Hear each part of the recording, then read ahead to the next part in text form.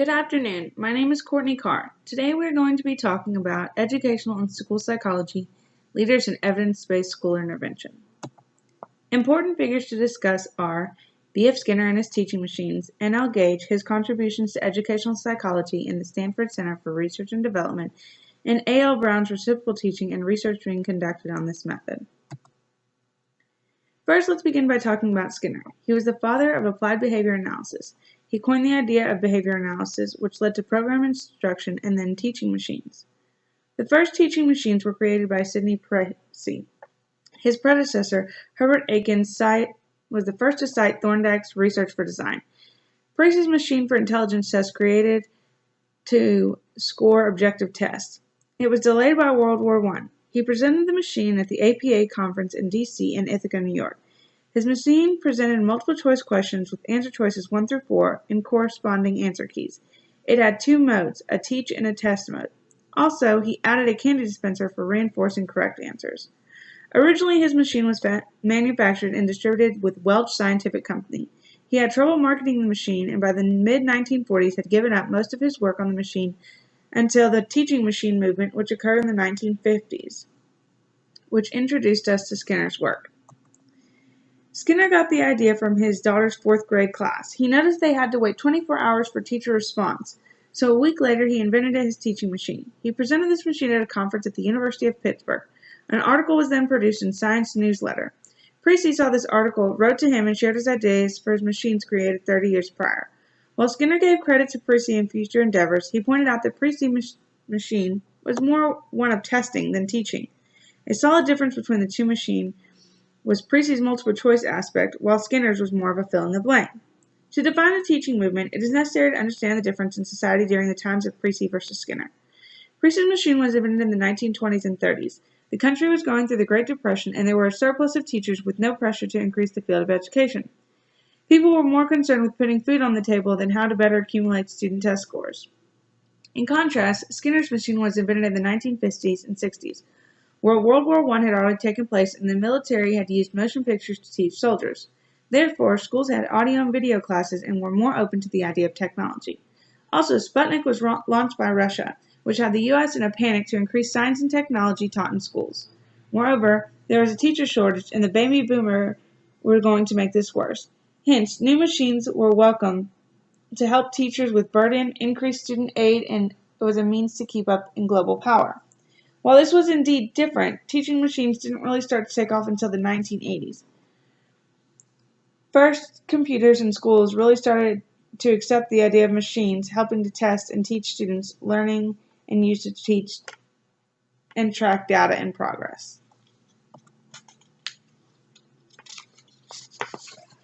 Skinner's work had an impact on many people, which led us to our next slide, N.L. Gage's contributions to educational psychology. Nathaniel Gage was a professor at Stanford University.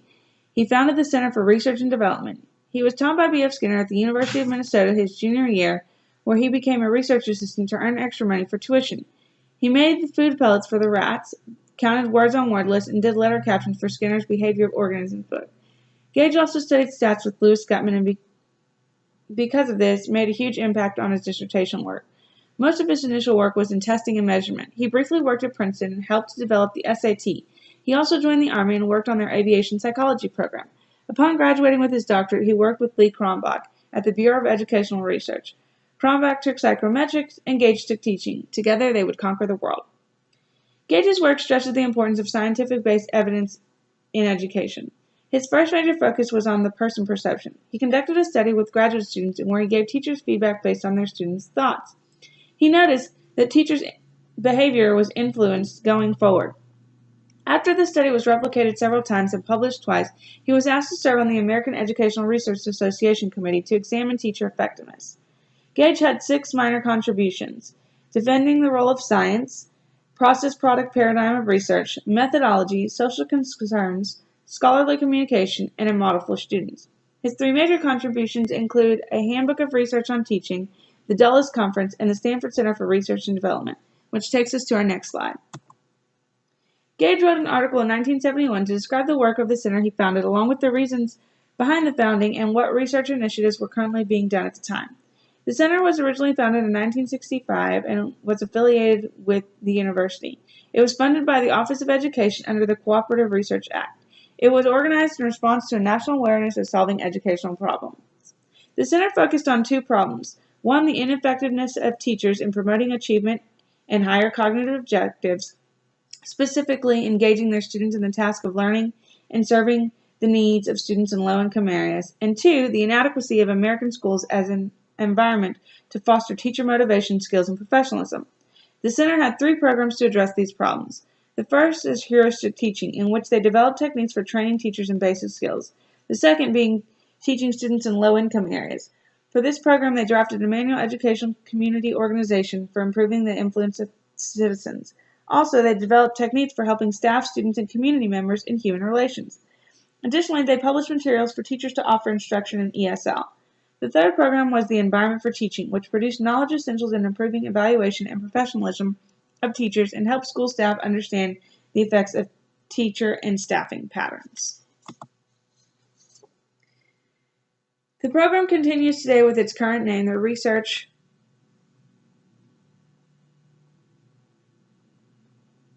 for Content of Teaching.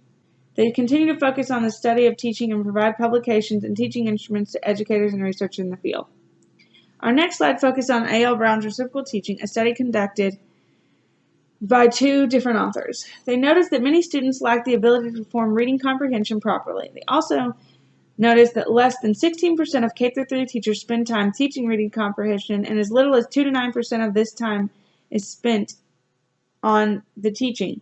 Furthermore, they noted 69% of fourth graders are below the National Assessment of Educational Progress and Proficient Reading level. Therefore, they wanted to conduct a study to see if reciprocal teaching could work on primary grade students to increase reading comprehension.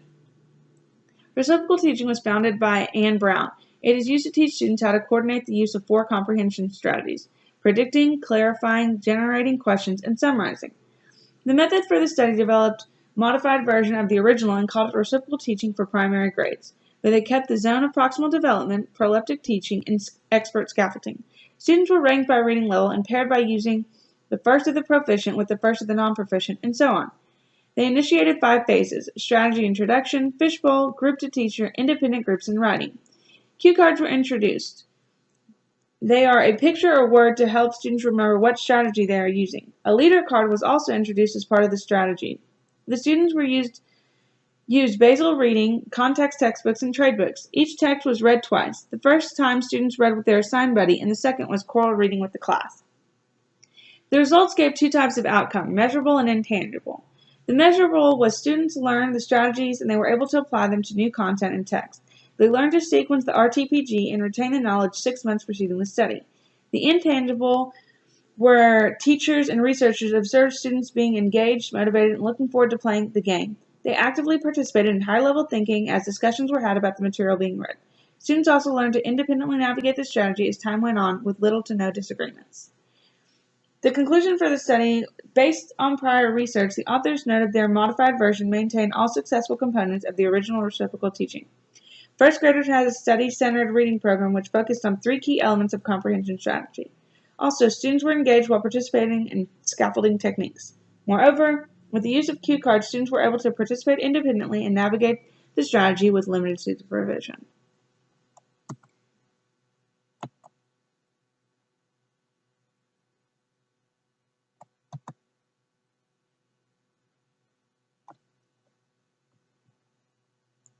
Our next slide is on reciprocal teaching by Joan Williams. The background information let us know the author noticed her 4th grade ESL students had many questions about texts they had read in their gen ed classes, yet they would not ask them in that setting, so she set out to find a strategy which would work for students to ask clarifying questions.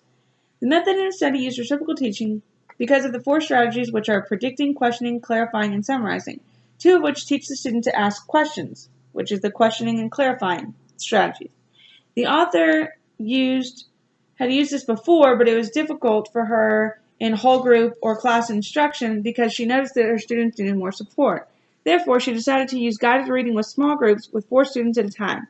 She used expository text with specific academic vocabulary and text structures.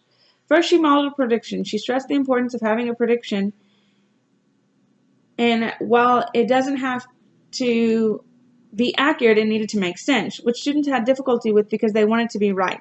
Then she moved to questioning. She used the terms heavyweight and lightweight. Heavyweight questions focused on critical thinking, i.e., what's the difference between a cyclone and a tornado? Lightweight questions were more literal thinking, such as what kind of animals are pictured? Next, Williams introduced the concept of clarification and started with words or phrases, but then moved on to clarification of ideas. She modeled the idea and used the example, how does erosion cause rocks to look that way? Williams knew she had succeeded when students started to ask questions about ideas instead of words. Lastly, the author explained how to summarize the text to students. She began by showing students partial summaries and details on how to compare a completed summary. After 5 days, she turned this responsibility over to her students one at a time, where they had to summarize to the group their idea of the text read, using a bookmark which guided their questions and thought processes. The results of the study were as follows. Within a month of working with the students on the strategies, they began to use them independently. One student started by asking a clarifying question about a word which her group had read. This encouraged others to follow suit, and students became comfortable asking questions. The rest of the strategies followed as students became more comfortable with the idea of leading conversations and asking questions. The Be a Teacher bookmark helped launch students who were apprehensive about what to do or what to talk about. Williams noticed in small groups, students were able to use text as informational tools and persuade other students about why their ideas were correct. In conclusion, reciprocal teaching is a great strategy to have students become familiar with text by taking on the role of questionnaire and seeking clarification. This is especially vital for students who are second language learners and lack the background knowledge to answer test questions. Reciprocal teaching allows for scaffolding to take place and gives students the confidence they need to succeed. Please comment with any questions below.